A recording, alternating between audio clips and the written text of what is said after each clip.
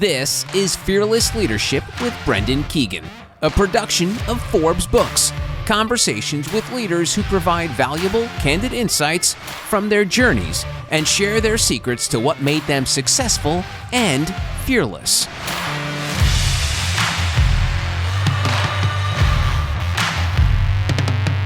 This week's Fearless Leader is John Cail. He is Senior Vice President of Mobility at Merchants Fleet. Now, John began his career in the fleet industry in 1990 and has serviced thousands of clients across over 45 different industries. John is a strategic leader who has grown his business, ready for this, 50x in the last 4 years, folks. Yes, that's 50 times growth. Boom. John oversees all of Merchants Fleet short-term leasing, rental, and last-mile businesses and has been a huge catalyst in the company, climbing the ranks from 8th in the industry to 4th just over the last couple of years. Now, John is also a scratch golfer, a former all-state baseball player, and ready for this?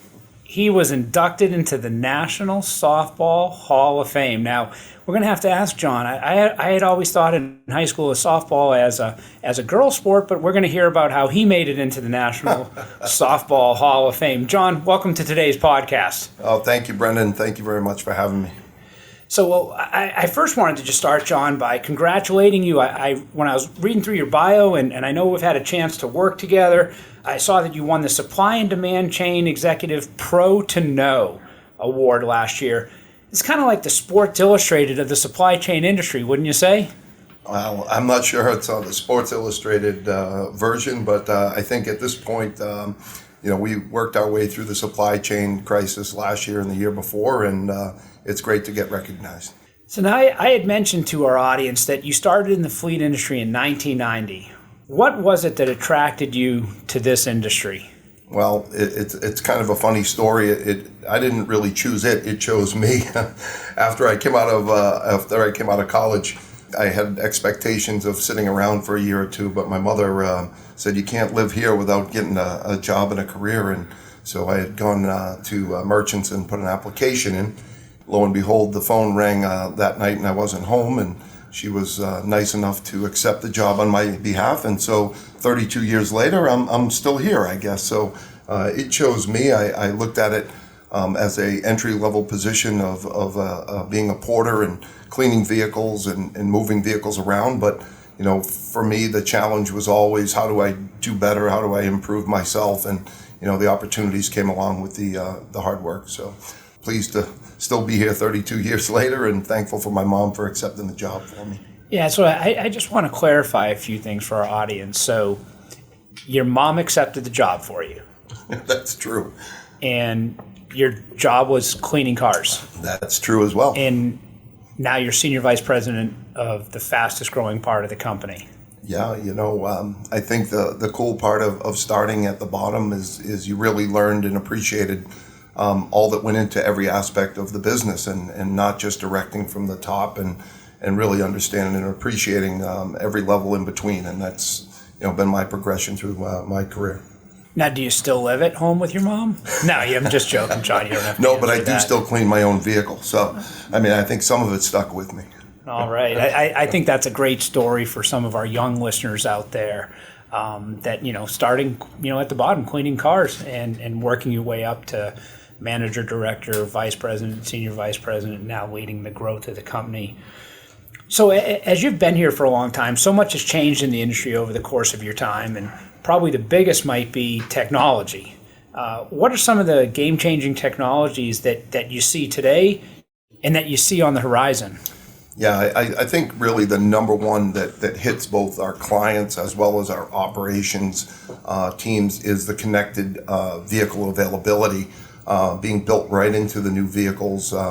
This not only, like I said, handles the operational side of it, but also our clients. If you can think of how much time is taken to go out and check vehicles, get mileage, get the next oil change, know if it's got a flat tire, know if it's got a dead battery. All of those things take time. And for our clients to see it on a dashboard right from the source of the vehicle without human interaction is just a fantastic client experience side. And then vice versa on our operation side, the same thing holds true. For us to know exactly where our vehicles are at any given time, we're now replacing phone calls, emails, follow-ups from our employees to shops and service centers with instant feedback of repairs that are being done. So, like, to me, that becomes really an efficient gainer for us and our clients. So, I mean, that's the one that I see that is today and is getting better and better and better. I believe in the future, you're going to end up seeing keyless entry for many makes and models where you could actually share vehicles with an app with an electronic key instead of physical keys. And so sharing a fleet may become that much easier and better to do, and subsequently cut our clients' cost as well. So let me go back to the connected vehicle. So are you telling me that these are devices that you stick in the vehicle so you know if I'm speeding, if you know where I am, you know if I'm doing what I'm supposed to be doing? You know, is there a driver safety component to it, or is there a Big Brother component to it? No. But these are it can be a device, but most of the new OEM production is coming installed directly from the manufacturer, and again, that is all collected and shown on a dashboard for our clients to see their own driver behavior. But from our end of the business, it's really when we take a vehicle back or have it in for service that we end up utilizing that technology. So with doing this for as long as you have been doing it, what advice would you give to a fleet manager in 2022? It's we're hearing EVs coming, and people are nervous about the infrastructure for the EVs. We hear supply chain. There's not enough vehicles out there with the microchip shortage, with the labor shortage, with the pandemic. So what advice would you give to a fleet manager right now to be successful? So I think it can't be understated here, which is you have to break your fixedness. I mean, if you've been in that industry and you've been a fleet manager and you took over from another fleet manager by doing the same things over and over again and expecting different results, it's actually the definition of insanity, right? So for them, if you don't break that fixedness, you don't open up your mind, you're going to achieve the same results. And we had a very unique and really cool Fortune 100 client come in that had been doing business the same way for 40 years. And we talked about a couple of innovative ideas. And at first they were a little reluctant because they're best in class. They're saying, we're the best in the class. Why would we change? And now for them to come back 2 weeks later and say, that thing you mentioned, we might be interested in doing that. It just goes to show, if you open up your mind, no matter what you are, best in class or not, there's always opportunity to improve. So an interesting term you use there, fixedness. It's sort of like Blockbuster when they didn't see streaming coming and they kind of got Netflixed there. So that's exactly what it is. So exactly. Good to be ahead of that. So when you look, if you look out, as a pro to know, and you're somebody who can see into the future in the auto and fleet industry, what are some of the biggest challenges you see and changes over the next 3 to 5 years? Yeah, certainly the supply chain and commodities will continue. I've got to believe it's 36 months continued shortages, because every time one part of the supply chain gets fixed, there's another commodity shortage. And so, knowing that the vehicles are getting more and more complex and needing more and more microchips, it just becomes more commoditized of those shortages that really run down the OEM supply chain. I think, the changing OEM model is also something to keep an eye on. So before, a manufacturer would build hundreds of thousands of vehicles with no concept of who would be buying them. They're changing that now to if you order one, we'll build it, but we won't have that unlimited supply sitting and waiting for that demand. And I think that's challenging, because if you're not planning in advance, you're potentially going to wait at the end of the list. And so that becomes something to look at. And I also think the transformation between EVs and ICE and how they stop one model on an ICE and start an EV model on the electric side will be an interesting shift, right? When they shut down one of the plants and retool it for EV, is there going to be that shortage of that type of model of vehicle? So I think that those are the ones that really come to my mind.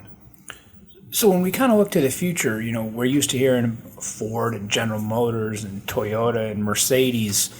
And I think, when we were getting ready for today's call, you had mentioned companies like Rivian and Lordstown and Arrival. What are these new companies? Yeah, these are your startup OEMs, right? Even GM has broken off their section of EV to be called BrightDrop instead of just General Motors. And so all of these new players are vying for the same model types as been produced by the original OEMs for years. And so it'll be interesting to see which ones rise and which ones fall. And I think from our clients' perspective, they're asking us to kind of be the headwind for that and say, well, which one should I go with and which one should I try? And, for my division here at Merchants and Mobility, it's all about options for adoption, we call it, which is, we'll get you a couple of different types and let you try it before you buy it. And I think that really starts to drop the wall for the client's fear. So when you look at these new OEMs, do you think all will be successful, or do you think some might fall out? Yeah, I think it's a natural that not all will make it. I think that between capitalization, between commodities, between labor, between design. I mean, let's face it, at the end of the day, new designs are being built, and some will make it and some won't. So, I think the client at the end of the day will be the best judge of which ones work and which ones don't, but I don't think they'll all make it for sure. Yeah, well, let's hope they do better than DeLorean, huh? That was one of the last OEMs that started. You're taking me back to the future now. Yeah. So, John, let's switch gears with you, literally, and let's talk about you as a fearless leader. What's your leadership style? Well, this is interesting because I don't have to describe it myself. I'm lucky in that way because my team has always told me that I'm firm but fair. And at first I wasn't sure if that was good or bad, and I thought about it for a minute. And, the firm being that I'm a decisive leader. I can make a decision. I don't have analysis paralysis. I can make that decision. Whether it's right or wrong, I'm going to make the decision. Luckily, most of them have been right lately. So, but I think the fair side comes in with the collaboration. The team looks at me and says, "Look, he asked me what my opinion was. He asked me to bring my ideas, and using those together is the fair part. I think everybody likes to be heard. I think I like to listen, and I think that the two together is a really good combination of being firm but fair." Yeah, so I liked how you started that with what your team says. I think that says that you are a listener, you're a collaborator, and you're pretty team-oriented. And maybe that goes back to some of the sports, but we'll talk about that in a few. But let's stay on the John path. Tell me a little bit about your growth mindset. So how do you wake up and find ways to grow 50 times? I mean, 4 years ago to today, your business has grown 50x. Do you sleep at all? How do you do that? I sleep fine, thank you. Most of it's because the managers and leaders around me really pull their weight and pull the rope along with me, and so it's not a one-man show by any means. But I think how we do it is innovate. The 3 I's right in a row, and what I mean by that is, listen to what your clients want. I mean, it's not hard if you listen to what your clients want. They'll tell you what their pains are, and then you can solve and innovate for that. And what we've found is many times we can repackage, we can repurpose an existing product or service that we already have and move it across to new markets. And really by listening, it gives us our ideas, and then it's just the team's job to solve. And for us, that's really what's happened over the last 4 years is we've listened a lot. We've started some new businesses, and then that's translated into new market opportunities that we had 0% share in. and now we have 5%, 10%, 15% share, and that's the way you grow 50 times, is really listening and then innovating towards what your clients want. Excellent. So there's certainly been people who have had a tremendous impact on you as a person, on you as a leader. Can you tell us about a few of these people and mentors and what they've meant to you? Yeah, interesting. Well, sir, I'll leave you for second, but first, I had a gentleman back in the early '90s that had started with us and joined our company. He came from the Sandler Sales Institute as a teacher, and you know what was different about him is he wasn't just pitching his speech. He was pitching my future, and really looked at me, and he used to call me a diamond in the rough, and I wasn't familiar with the term, so I had to look it up in the Google book, which was called the Encyclopedia back then. But the diamond in the rough, and what he was doing was he was instilling the confidence in me to bring out that shine, and I thought that was, looking back, that was really a great time in my life to have someone like him to point me in the right direction of improving myself and improving my career, and so I was always really thankful for that. And certainly yourself, you're one of the best teachers and coaches. I think a couple of years ago I gave you the Coaches Award for Christmas. I best coach, T-shirt, and that came along with your ability to open up my mind to look at things differently, what could be, but also use your life and career experiences to say, you can try that. I've done it 3 times. All 3 times it's failed, but you could try it. And giving me that rope to try and experiment, but then putting me back on kind of those nuggets that I really needed in my career. So I appreciate those 2. Yeah, well, let's tie that a little bit together. So to our viewers out there, I had mentioned that John was an all-state baseball player back in high school. Well, little did the 2 of us know that we actually played against each other in high school. We were actually born a week apart. Right. John was a much better baseball player. However, I might have been on a team that was a little bit better than John, but we took 2 different career paths. You came to Merchants, as you said, when your mom accepted the job for you, and you worked here for 32 years. And earlier you talked about fixedness. And sometimes when you work for one company, you unintentionally, an unintended consequence of working for one company can be fixedness. The company does things a certain way, and that's how you learn it, and that's how you teach the person below you. And I took a slightly different path where I worked for different companies, from large Fortune 100s to some startups. So, my fixedness I still have, and I still fight on a daily basis, but I had just some different views. And I think just bringing some of those views to you, but it goes back to your leadership style of being a good listener. Because, a coach is only as good as their player. And I think we all know players that listen well and are coachable, and we know ones that then aren't. And I always like when I go to my kids' sports, you'll see signs sometime around the batting cage, show me an uncoachable kid and I'll show you an unemployed adult. And I think you were a pretty coachable kid, and I think you were a coachable adult and highly employed.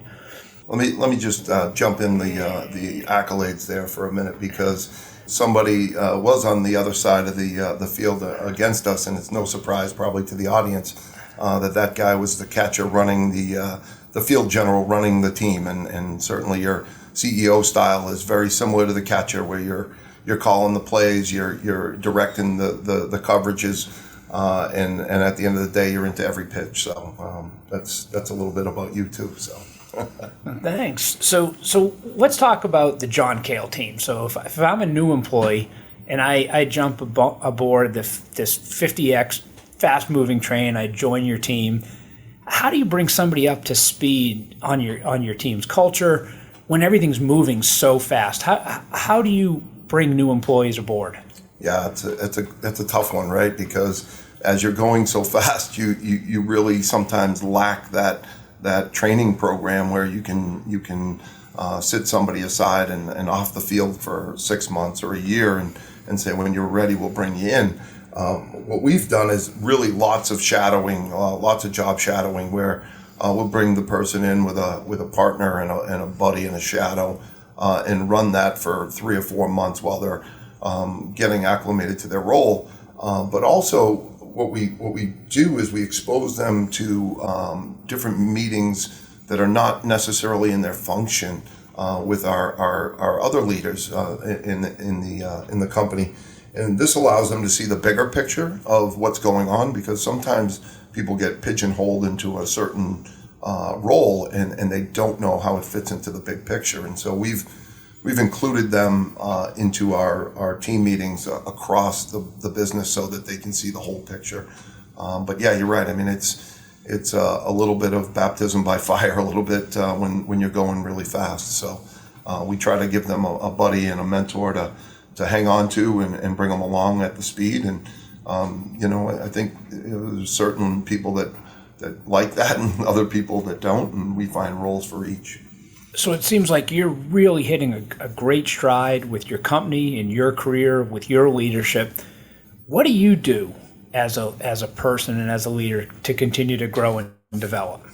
Yeah, so I'm lucky that our company will allow and supports advanced learning, whether it be micro-credentials, such as the sustainability course that we just finished up as a team, or any interest of the Learn IQs that we put on here.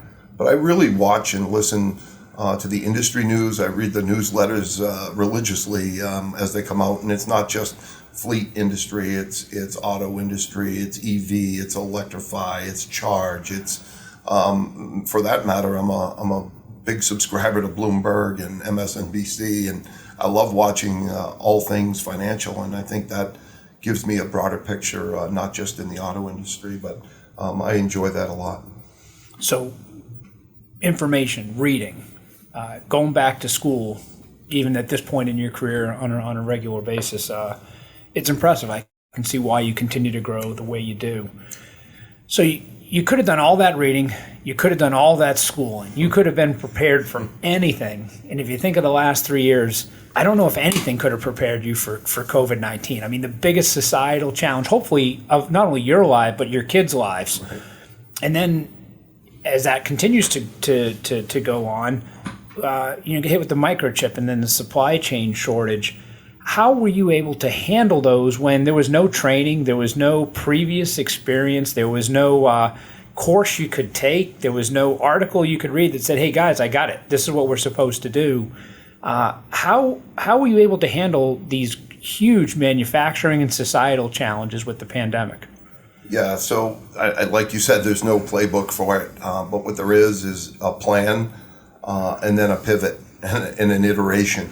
And what we did was basically, instead of listening to our clients, we listened to the market. We listened to what our options were. We had a plan.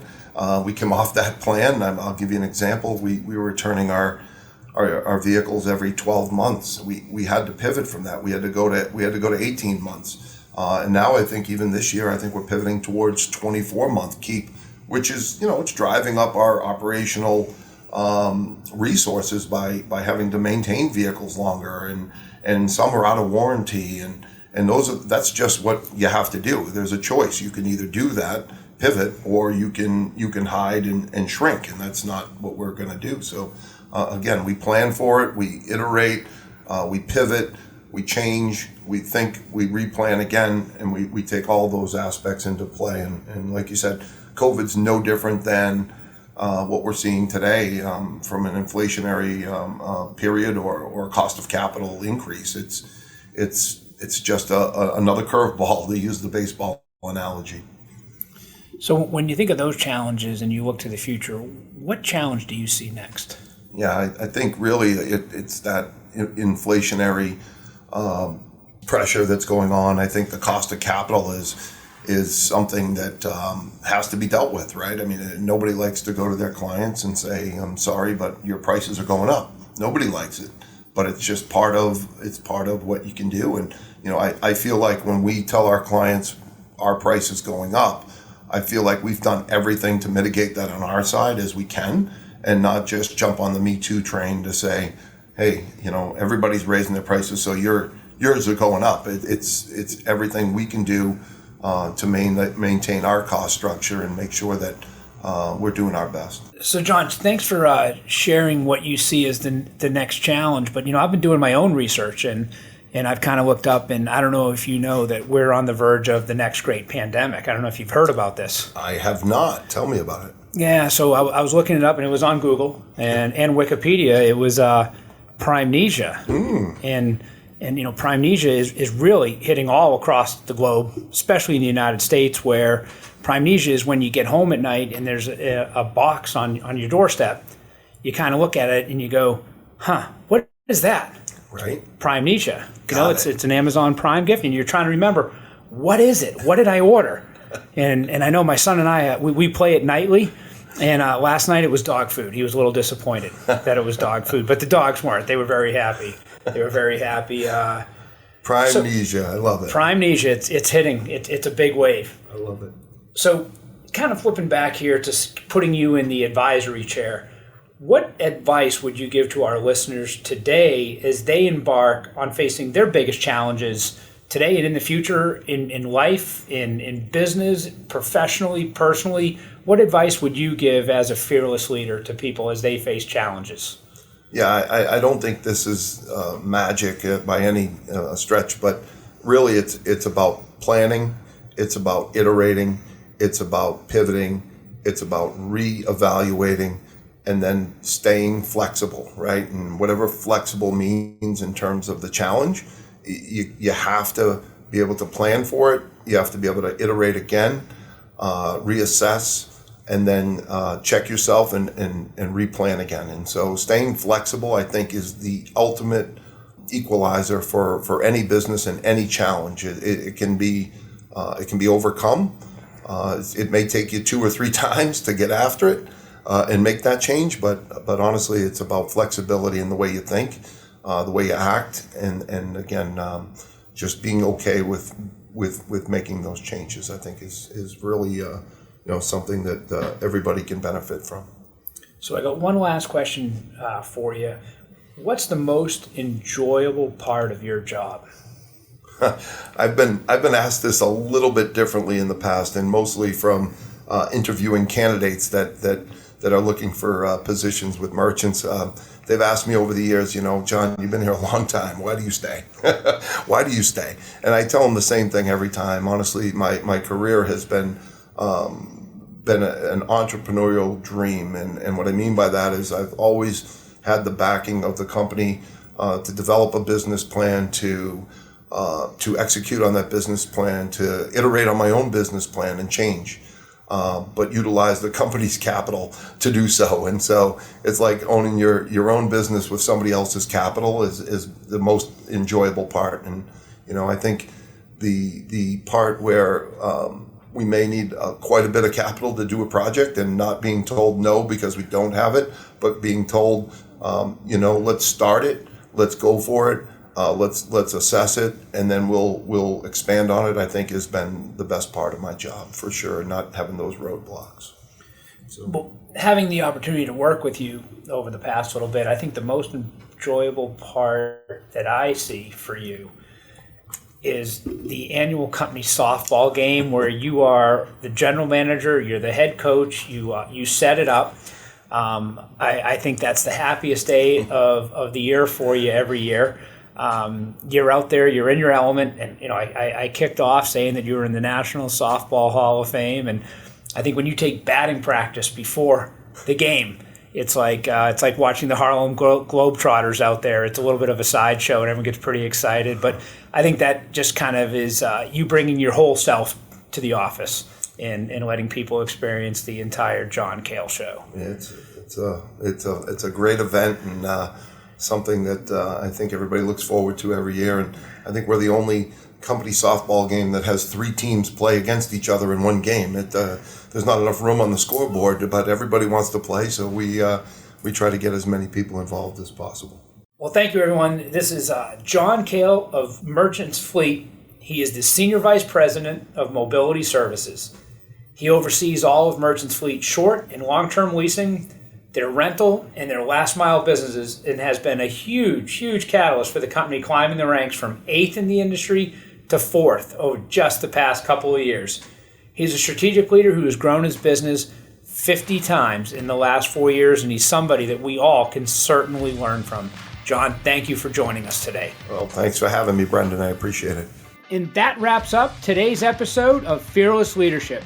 If you enjoy the show, and I hope you do, make sure you take a second to subscribe so you automatically get my new shows when they drop. Also, if you do have a minute, I'd love if you left us a review so more folks like yourself can discover the show. And remember, until next time, have the courage to fail and the faith to succeed. This has been Fearless Leadership with Brendan Keegan. If you want to learn to live and lead fearlessly, go to brendanpkeegan.com. Fearless Leadership is a production of Forbes Books.